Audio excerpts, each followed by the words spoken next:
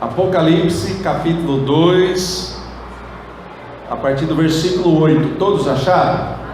Amém. Amém. A palavra diz assim: ao anjo da igreja de Esmirna escreve: isto diz o primeiro e o último, o que foi morto e reviveu. Conheço a tua tribulação e a tua pobreza, mas tu és rico, e a blasfêmia dos que se dizem judeus e não são, mas são sinagoga de Satanás. Não temas as coisas que estás para sofrer. Escutai, o diabo lançará alguns de vós na prisão, para que sejais provados e tereis uma tribulação de 10 dias. Sê fiel até a morte, e dar-te-ei a coroa da vida. Quem tem ouvidos, ouça o que o Espírito diz às igrejas. O que vencer de modo algum sofrerá o dano da segunda morte. Os irmãos podem se assentar. Senhor, meu Deus e meu Pai, nós te damos graças, Senhor. Ó Pai, nessa série de mensagens sobre pensarmos na igreja do Senhor, baseado nas 7 igrejas do Apocalipse, Pai. Hoje falaremos, ó Pai, meditaremos, ó Deus, sobre a igreja de Esmirna, Pai. Usa a vida do teu servo e fala conosco, aos nossos corações, Pai. Ó Deus, que haja a tua unção sobre a nossa vida, Pai. É o que nós te pedimos e te agradecemos em nome de Jesus. Amém e amém. Como eu disse, amado, hoje nós falaremos sobre a igreja de Esmirna.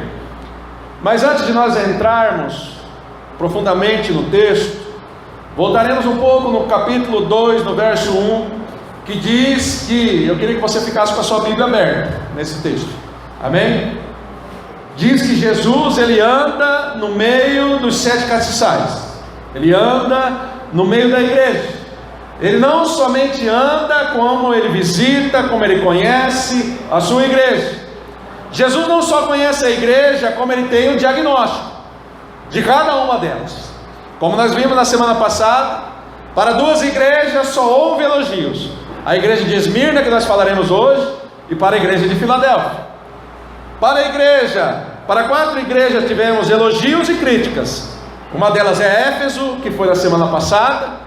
Depois a igreja de Pérgamo, que nós vamos ver na outra semana. Tiatira, Sardes, e por último, uma igreja que só teve repreensões do nosso Senhor e Salvador Jesus Cristo, que é a igreja de Laodiceia. E aí ficou uma pergunta no meu coração. A primeira pergunta que surgiu quando eu estava preparando essa mensagem: é possível ser fiel até a morte em um mundo tão relativo, onde as coisas têm se tornado relativas?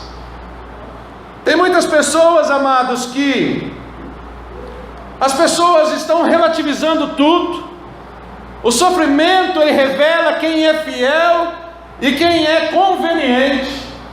O problema que nós temos visto na igreja do Brasil é que a conveniência, ela tem imperado dentro das igrejas, e as pessoas agora não sofrem mais. As pessoas agora, elas querem ouvir uma palavra que seja conveniente, aquilo que ela quer ouvir. Ela quer vir para a igreja e não mais ouvir aquilo que o pastor está buscando de Deus, orando, mas ela quer ouvir não aquilo que Deus quer falar para ela, mas é que ela ouvir aquela coisa que ela precisa, não que ela precisa, mas que ela quer, que faz um carinho no ouvido dela. Eu já vi pessoas falando: pastor, eu sou dizimista, eu sou ofertante, olha, eu entro na campanha do sal grosso, na campanha do sabonete, eu já dei 7 mergulhos de Naamã, olha, eu compro de tudo, eu tenho tanta coisa em casa que parece que eu já me sinto protegido com isso. E isso tem relativizado a igreja nos dias de hoje. As igrejas mais não querem mais sofrer pelo evangelho, simplesmente querem que o evangelho seja conveniente para cada uma delas. Eu não estou falando que é o que acontece na nossa igreja, mas eu estou pegando um contexto geral, para que nós possamos entender o que houve com essa igreja, e por que essa igreja não recebeu nenhuma crítica do Senhor Jesus. As pessoas agora, parece que é tudo mais fácil. Quando eu compro uma vassoura, a vassoura que vai limpar todo o mal da minha casa, Aí eu ponho ela atrás da porta, o mal não entra, eu não preciso orar mais, eu não preciso ter uma vida com Deus. Por quê? Porque a vassoura já está lá atrás. E quantas pessoas no meio evangélico têm criado os amuletos, talvez imagens lá na sua casa? E é disso que eu quero falar com os irmãos nessa noite. Pessoas que só querem barganhar com Deus, servir a Ele pelo que Ele pode dar, não pelo que Ele é. Você precisa nessa noite sair daqui e servir a Deus pelo que Ele é, não pelo que Ele pode dar para você. E nós aprenderemos um pouco com a igreja de Esmirna. Aqui vemos uma cidade sofredora. Aqui nós vemos uma cidade perseguida, pobre, caluniada, aprisionada, enfrentando a própria morte. Mas uma igreja fiel que só recebe elogios do nosso Senhor e Salvador Jesus Cristo de Nazaré. Ele só elogia essa igreja. Tudo que Jesus diz nessa carta à igreja de Esmirna tem a ver com a cidade. Se você for procurar um pouco da história da igreja, da história lá de trás, a primeira coisa que Jesus ele coloca quando ele está falando para a igreja, ele diz assim: é uma igreja pobre em uma cidade rica. Amém? E ele diz assim: Esmirna era a cidade rival de Éfeso, era a cidade que ela brigava para ser a cidade mais bonita da Ásia Menor, em um lugar de realeza, de coroas, de torres lindas, do monte maravilhoso chamado Pago. Era a coisa mais linda aquela cidade, uma arquitetura das coisas mais lindas que se existia, com templos dedicados a Cibele, a Zeus, a Apolo, a Afrodite, a Esculápio. Era uma cidade que era totalmente voltada à adoração de vários deuses. Em segundo lugar, Jesus diz que uma igreja que enfrenta a morte é uma cidade que havia morrido e ressuscitado. Diz a história que a cidade de Esmirna, ela tinha sido fundada como colônia grega no ano 1000 a.C. Mas no ano 600 ela agora invadida, saqueada, tomada, e aquela cidade ela praticamente toda destruída. Mas no ano 200 a.C., Lisímaco a reconstruiu e fez dela a mais bela cidade da Ásia. Quando Cristo disse que estivera morto, mas está vivo, os esmirnianos sabiam do que Jesus estava falando. Jesus não só conhece o agora, Jesus conhece toda a história. Jesus conhece a história da sua vida. Jesus conhece o que você passou para você estar até aqui nos dias de hoje. Uma outra característica, em terceiro lugar, que era uma igreja fiel a Cristo, numa cidade extremamente fiel a Roma. Era uma cidade que foi a primeira, eles competiam para quem iria levantar um poste ídolo. E Esmirna, ela vence a cidade de Éfeso e agora abre um templo de adoração, a própria cidade de Roma. Mas Deus diz: ser fiel até a morte. Ser fiel a quem? Fiel a Jesus Cristo. Em quarto lugar, era uma cidade vitoriosa na cidade dos Jogos Atléticos.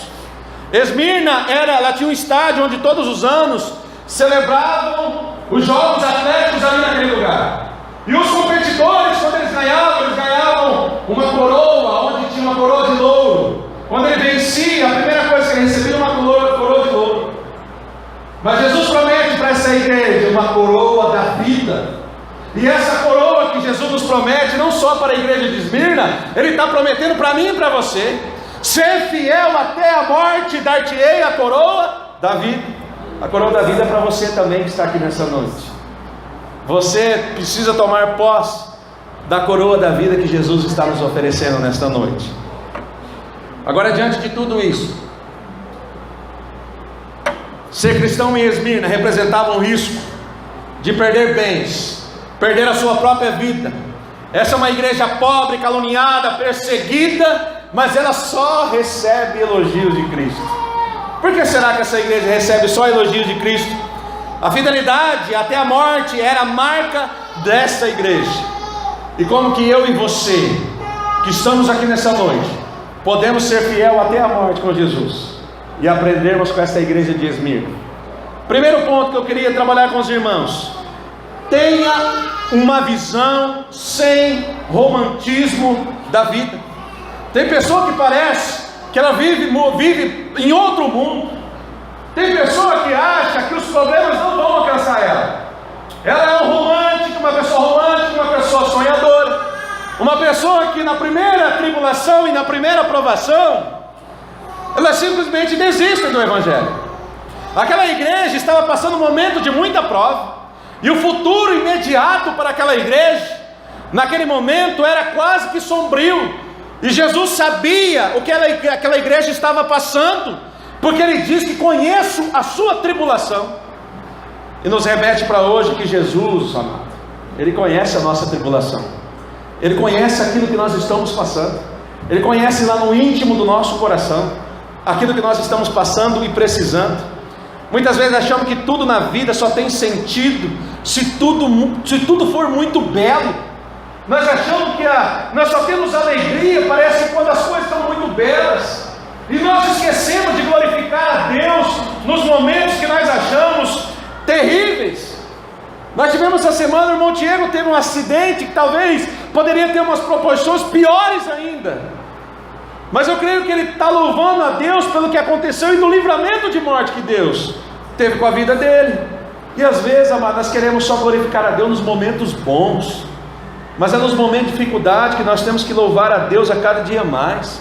E Jesus, ele destaca 4 pontos nesse capítulo, no versículo 9, aí do capítulo 2. Primeiro ele fala sobre tribulação, fala: conheço a tua tribulação. A ideia de tribulação é a ideia de um aperto, de um sufoco, de um esmagamento. A igreja estava sendo espremida, parecia que um rolo compressor estava esmagando aquela igreja. Parece que as coisas todas estavam contra a igreja naquela cidade. Parece que tudo estava concubinando para que aquela igreja desistisse da sua fé e talvez abandonasse a tua fé.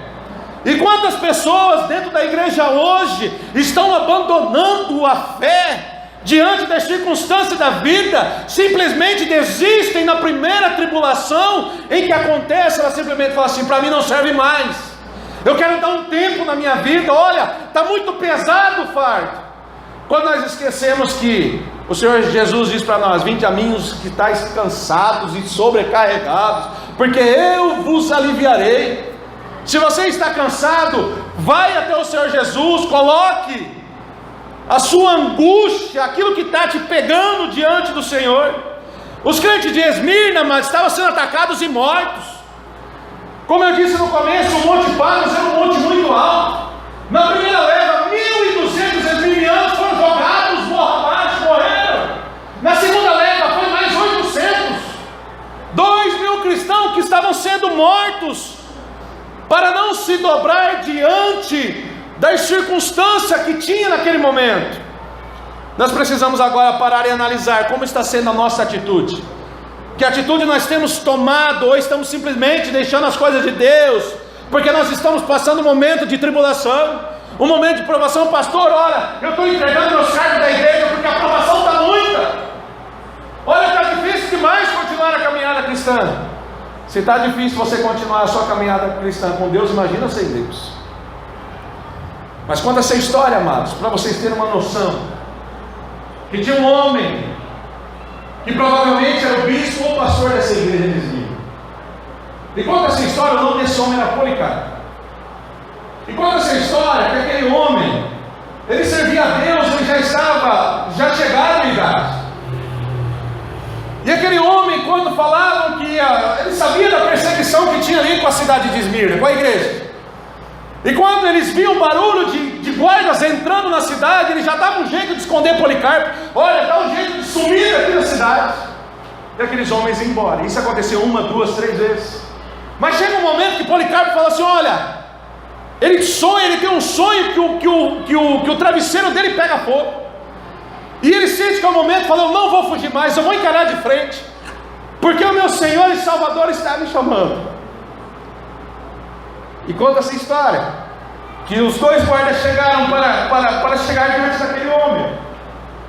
E aquele homem só pede uma coisa, fala: eu preciso de 1 hora só. Vocês me dão apenas 1 hora, eu quero orar. E eu quero agradecer a Deus pela minha vida. E conta essa história que aquele homem começa a orar. Ele ora não somente por 1 hora, mas ele ora por 2 horas. E aqueles foram impactados com grande oração daquele homem, com grande oração, a entrega daquele homem. E agora aquele homem é levado diante daquela grande multidão, para agora negar a Cristo. E no caminho da sua ida até o estádio, o pessoal falou: rapaz, é só você falar, César é grande, César é o rei, César é Senhor. Ele falou: rapaz, eu não posso falar isso, eu não posso falar isso. E quando ele chega, os guardas estavam bravos com ele. E aí o procônsul chega diante dele e fala: rapaz, você não precisa fazer isso, você somente fala que você não serve a Jesus, você fala só simplesmente que você adora César e está tudo resolvido, eu tenho o poder de te soltar. E aquele homem fala: rapaz, eu não posso fazer isso. E eles começam a ameaçar de soltar as feras para comer aquele homem vivo. E aquele homem simplesmente, eles viram que aquele homem não volta para trás, aquele homem permanece firme na fé dele. E aí chega um ponto, o procônsul falou: vou te dar a última chance, cara, você nega Jesus como seu salvador, ou eu vou ter que te jogar no fogo. Aquele homem deve ter olhado para o procônsul e falado: rapaz, você vai ter que precisar de muita lei, então pode buscar lei, porque eu tenho servido a Jesus Cristo durante 86 anos, e esse homem, esse meu Deus, meu Salvador, não fez o mal para mim. Por que eu vou negar ele num momento tão desse? Só me fez o bem. E conta-se que quando acenderam a pira, eles eram queimados vivos na pira. Enquanto eles montavam, começou aquele homem, e ele começava a orar, e o fogo não pegava naquele homem. A oração daquele homem foi tão forte que, como se fosse quando você está num barco com a vela, quando a vela está pegando o vento, ela sai um pouco assim. É como se fazia uma proteção em volta daquele homem, a oração dele. E as pessoas começavam a olhar aquele homem sorrindo, aquele homem não morria, o fogo não queimava aquele homem. E é interessante, amados, que o procônsul ficou doido e falou: rapaz do céu, as pessoas estavam ficando admiradas que o fogo não consumia aquele homem. Você sabe o que aconteceu, amado? O procônsul falou: vai lá e passa uma espada naquele homem. Diz a história que todo o sangue que foi derramado naquele homem apagou-se toda a fogueira que estava em volta. Ser fiel até a morte, dar-te-ei a coroa da vida. Dar-te-ei a coroa da vida. A segunda coisa que Jesus fala sobre a pobreza dos mirnianos não vinha somente de sua situação econômica normal, mas do confisco das suas propriedades, de pessoas que saqueavam a igreja, que pessoas que tinham a dificuldade, criavam dificuldades para a igreja naquele momento. Os crentes eram procedentes de classe pobres, a maioria deles eram escravos. Os primeiros cristãos sabiam que era pobreza, eles eram crentes miseráveis, talvez tendo muitos motivos para não seguir o evangelho, mas aqueles homens, eles se mantêm firmes. Quantas pessoas já se desviaram, quando passaram alguma dificuldade na vida, simplesmente falam assim: olha, esse Deus que eu estou servindo é um Deus que me abençoa, eu simplesmente vou sair da igreja. Talvez muitos de vocês conhecem pessoas assim, mas aqueles crentes não saíram da igreja, eles permaneceram firmes. Aqueles crentes daquela cidade, mesmo diante de toda a dificuldade financeira, permaneceram firmes nos caminhos do Senhor.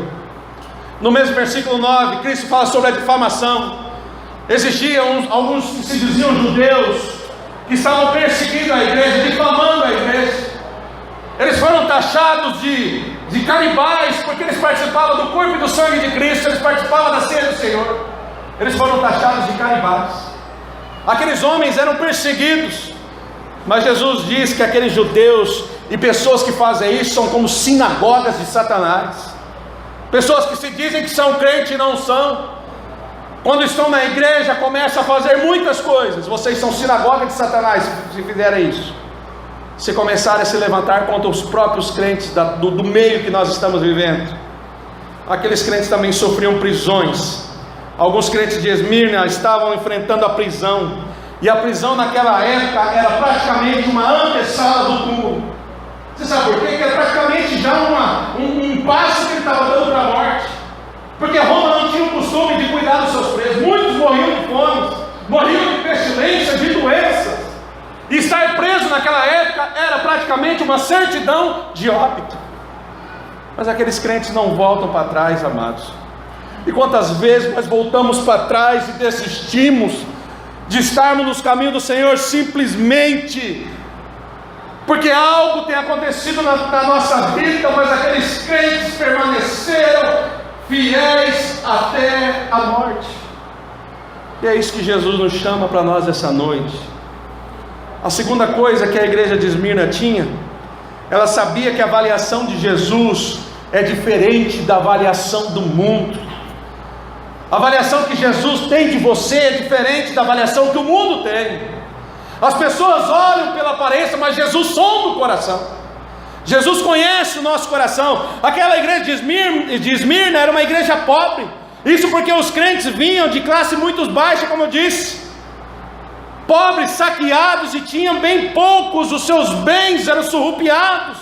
Pobres porque eram perseguidos e jogados nas prisões. Pobres porque não se corrompiam. Era uma igreja sofrida, espremida, esmagada, acuada. Era uma igreja que teria tudo para desistir, fechar as portas, falar: pastor, não dá mais, nós vamos embora. Era uma igreja que tinha tudo para ser isso. Embora essa igreja financeiramente pobre aos olhos humanos, era rica em recursos espirituais, era rica aos olhos de Deus. Era uma igreja que não investia tempo aqui na terra, mas investia tempo para o céu. Toda a sua riqueza estava lá nos céus. Nós precisamos, como igreja do Senhor, uma igreja rica, não é uma igreja que tem ar-condicionado, um suntuoso salão, cadeiras almofadadas, não! Uma igreja rica que tem uma conta bem alta lá nos céus, que tem colocado pessoas salvas, lavadas e remidas pelo sangue do Cordeiro. A igreja de Esmirna era uma igreja dessa. E aí fica uma pergunta, numa pregação do bispo Elisiário, numa manhã lá no Tiradentes, e ele pregando, ele perguntou para todos os irmãos: como está a sua conta bancária no céu? E eu repito essa pergunta para você hoje: como está a sua conta bancária no céu? A sua conta bancária no céu está no azul, ou ela já está no cheque especial? Você já não tem mais nada lá, você está comendo o que você não tem.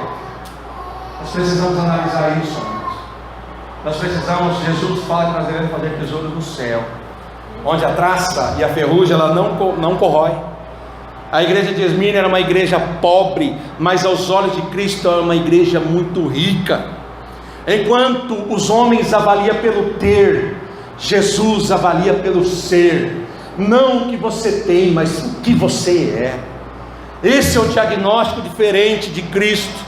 Podemos ser ricos para Deus, ricos em obras, ricos na fé, ricos em nossa vida espiritual. Que o exemplo dessa igreja possa ficar marcada sempre em nosso coração. Era pobre materialmente, mas rica espiritualmente. Eu louvo a Deus que a nossa igreja vai ser rica espiritualmente em nome de Jesus. Em nome de Jesus.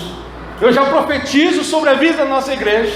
A Bíblia diz que em parte nós conhecemos, em parte profetizamos. Nós vamos profetizar que a nossa igreja será uma igreja rica nos céus. Nós iremos povoar os céus de pessoas transformadas através da tua vida, você como instrumento de Deus, para ganhar almas para o Senhor Jesus. Tem esse desejo no seu coração de sempre acumular riquezas no céu. Terceira coisa que eu aprendo com essa igreja, que eu preciso estar pronto para fazer qualquer sacrifício para honrar a Deus. Aqueles crentes eram pobres, perseguidos, caluniados, presos, e agora estavam sendo encorajados a enfrentar a própria morte, se isso fosse preciso. Eu falava hoje na escola bíblica dominical: nós estamos preparados para enfrentar a morte? Nós estamos preparados para enfrentar a morte, principalmente pela causa de Cristo? Ser fiel até a morte não é ser fiel até o último dia da sua vida. Isso é bom, isso é muito bom. Mas ser fiel até a morte, que diz aqui o texto, é ser fiel pela causa, pela fidelidade que eu tenho em Cristo Jesus. Assim como Policarpo ele foi fiel até a morte, aquele homem permaneceu firme, um grande exemplo de sacrifício. E quantos de nós aqui estamos preparados para morrer pelo Evangelho e morrer por Cristo? Ser cristão aqui no Brasil é fácil demais. Quero ver ser cristão lá na Rádio, lá na janela 1040, onde nós temos pessoas morrendo todos os dias, cristãos sendo decapitados, cristãos. Esse dia eu estava vendo uma cena terrível, colocaram os cristãos numa jaula, colocaram numa piscina, morreram todos afogados. Mas eu tenho certeza que o rosto, eu não pude ver, eu não consegui ver a cena deles lá, eles filmaram até embaixo, mas eu tenho a certeza que existia um sorriso no coração, estar contemplando e vendo a glória de Deus. Assim como Estevão estava sendo apedrejado. Para quem já foi criança, quem já brincou de estilingue, quando você brincava, você tomava uma mamonada nas costas, uma mamona, dormia. Eu fico pensando, imaginando Estevão tomando pedrada, e eu olhava para o céu: Senhor, não me imputes isso que está acontecendo. Eles não sabem o que eles estão fazendo. Só uma pessoa que tem Cristo, que está disposta a morrer por Cristo, é capaz de fazer isso. Aquele povo da igreja de Esmirna estava disposto a ser fiel a Jesus. E hoje Jesus espera, amados, de nós uma fidelidade na nossa vida, no testemunho, na família. Não dá para ser crente somente dentro da igreja. Não dá para vender Jesus por 30 moedas de prata. Não dá para vender Jesus por um prato de lentilha, como fez Esaú. Não dá para vender a Jesus por uma capa babilônica, como fez Acã. Não dá para vender Jesus pelo testemunho de vida que nós estamos dando. Nós precisamos testemunhar daquilo que Jesus fez na nossa vida. O próprio Jesus diz lá no Sermão do Monte: bem-aventurados os que são perseguidos por causa da justiça, por causa do meu nome. Bem-aventurados, são felizes, porque assim como perseguiram os profetas, vão perseguir você também. Glorifique a Deus pela provação e pela tribulação que você está passando. Deus está forjando o teu caráter, a tua vida. Aqueles que forem fiéis no pouco serão recebidos pelo Senhor com honras. Lá em Mateus capítulo 25, versículo 21: muito bem, servo bom e fiel, foste fiel no pouco, e sobre o muito eu te colocarei, entre para o gozo do teu Senhor. Essa é a mensagem que nós iremos ouvir quando nós estivermos diante do Mestre. Entra para o gozo do teu Senhor, servo bom e fiel, foste fiel no pouco, e sobre o muito eu te colocarei. Aleluia, aleluia. Essa tem que ser a marca da igreja. E último ponto que nós devemos aprender com esta igreja: eles sabiam que Jesus estava no controle total da vida deles, e Jesus precisa estar no controle total da nossa vida. Jesus conhece quem somos e tudo que acontece conosco. Este fato é fonte de muito conforto para nós, porque nós sabemos que Jesus Cristo estará conosco até a consumação dos séculos. Nossa vida não está jogada ao léu, a nossa vida não está sem um capitão, a nossa vida não está sem um piloto, porque o piloto da nossa vida chama-se Jesus Cristo. Ele está no nosso barco, Ele está governando a nossa vida, Ele vai mudar a história da nossa caminhada cristã. Ele conhece o nosso sofrimento, a nossa angústia, por isso nós devemos descansar nele. No versículo 10, vemos que Jesus permite o sofrimento com o propósito de provar o nosso coração, de nos moldar, de nunca para nos destruir. Mas o diabo sim, ele vai te tentar, ele vai tentar destruir a sua vida. Jesus não. E é sempre interessante, amados, que o fogo das provas, ele só consumirá as impurezas do coração, só palha queimará, porém tornará você mais puro, mais digno e mais fiel a Deus. O ouro, quando ele precisa ser refinado, ele precisa passar no fogo, e quando ele é passado no fogo, as impurezas saem fora, aí ele se torna algo puro. E é isso, quando Deus permite provação na nossa vida, é isso que Ele quer fazer com cada um de nós. Ele quer mexer no nosso caráter, Ele quer trabalhar na nossa vida. Jesus estava peneirando a sua igreja para arrancar delas impurezas. Precisamos olhar para além das provações, olhar principalmente para os benefícios que essas provações virão após ela. Eu não conheço ninguém que passou uma provação e não saiu melhor dela, não saiu com um caráter transformado, saiu como uma pessoa diferente, uma pessoa nova. E o mais importante de tudo é quando Deus nos leva para o deserto, Ele vai estar conosco. Se de dia tiver aquele calorão, vai uma nuvem acima de nós. E se à noite tiver aquele frio de rachar, vai uma coluna de fogo à nossa frente. Jesus está sempre governando a nossa vida. Jesus tem o controle total de tudo. Ele adverte os crentes de Esmirna sobre o que está para acontecer, mas Ele fixa: o sofrimento duraria apenas, pega o versículo, 10 dias. Apenas 10 dias. Satanás, ele pode intervir na nossa vida até o limite que Deus permite. Assim aconteceu com a vida de Joaleno, preguei uns 3, 4 dias atrás. Satanás não pode tocar, porque ele vai tocar até onde tem um limite para ele. Que nós precisamos nessa noite começar a confiar. Jesus já passou vitorioso pelo caminho estreito do sofrimento que nos atinge, por isso Ele pode nos fortalecer. Ele foi um homem de dores, Ele já sofreu, Ele padeceu, Ele passou necessidades, Ele sabe de carteirinha o que você está fazendo, o que você está passando. Ele suportou a pobreza, não tinha sequer nada para Ele reclinar a cabeça. Ele foi caluniado, chamaram de beberrão, de impostor, de blasfemo, de possesso. Ele foi preso, açoitado, cuspido, pregado na cruz. Jesus passou pelo vale escuro da morte, mas Ele venceu, e Ele fez isso tudo por você, porque Ele te ama, porque Ele te quer, porque Ele quer te dar uma nova vida. Ele quer fazer você morar no céu com Ele, aleluia. Já estou concluindo, amados. A experiência da igreja de Esmirna é algo maravilhoso. É uma igreja que era pobre aos olhos humanos, mas rica aos olhos de Deus. Tenha sempre uma visão real da sua vida. Encare sempre o problema de frente. Não vire as costas. Não deixe as coisas passar. Não ache que a vida será tudo uma beleza. Você terá momentos difíceis. Confie sempre na avaliação de Jesus. Mas pastor, o meu vizinho falou que eu sou isso. Jesus falou isso para você? Se ele não falou, fica tranquilo. Mas pastor, a minha mulher falou que eu não vou dar certo na vida. Jesus não falou isso para você ainda. Ah, pastor, olha, fulano chegou aqui e disse que eu não sei fazer nada. Jesus não disse isso para você ainda não, amados. Então erga a sua cabeça. Confia na avaliação que Jesus tem de você. A Bíblia diz, Salmo 118, versículo 8: maldito o homem que confia no homem, mas bem-aventurado aquele que confia no Senhor.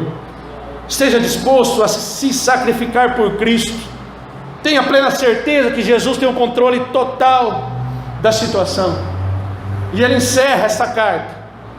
Ele encerra a carta, ele diz assim: quem tem ouvidos ouça o que o Espírito diz às igrejas. E é interessante que essa mensagem é para nós no dia de hoje. Quem tem ouvidos ouça o que o Espírito está dizendo hoje, nessa noite. Nós precisamos sair daqui dessa noite transformados. Nós precisamos sair dessa noite aqui diferentes, amados. Nós precisamos pegar o que essa igreja sofreu e padeceu. Uma igreja que teria, como eu disse, 1000 motivos para fechar as portas e ir embora. Mas essa igreja não recebeu nenhuma crítica, nenhuma. Fala, pastor, nenhumazinha, uma pequenininha. Não, nenhuma pequenininha. Nada. Ela só recebe elogios. A palavra para a igreja de Esmirna era: considerem-se candidatos para a vida. E essa palavra é para nós hoje também. Considere-se candidatos à vida, mesmo sob forte tribulação, pobreza, difamação, provações, angústia, devemos continuar fiéis. Esteja preparado nessa noite para ganhar do Senhor a coroa da vida. Se seu livro ainda não, seu nome não está escrito no livro da vida, eu tenho plena certeza que hoje você pode entregar verdadeiramente. Se até hoje fala, pastor, olha, eu venho para a igreja, mas até hoje eu não entreguei genuinamente meu coração para Cristo, e hoje eu quero fazer isso. Faça no seu lugar, entregue totalmente, deixa Deus escrever o seu nome no livro da vida. E o apelo que eu faço para a igreja nessa noite é que nós permanecemos firmes como a igreja de Esmirna, mesmo sofrendo e padecendo por causa do Evangelho. Não desanimamos e sempre prossigamos para o alvo, pelo prêmio da soberana vocação em Cristo Jesus, o nosso Senhor e Salvador. Essa igreja ela sofreu demais, mas ela permaneceu firme. Eu tenho plena certeza que todos aqueles crentes foram para com glórias. Que nesta noite nós possamos continuar firmes na nossa caminhada cristã, mesmo sabendo que nós passaremos por dificuldades. O que eu acho mais lindo de Jesus é que Ele fala sempre a verdade para nós. Sempre Ele fala a verdade. Ele diz para nós: no mundo tereis aflições, mas tem de bom ânimo, pois eu venci o mundo. Que nós possamos nessa noite vencer todos os momentos difíceis, todos os momentos de tribulação, provação, e que nós possamos permanecer fiel à morte para ganharmos a coroa da vida. Amém? Fique de pé e vamos orar em nome de Jesus.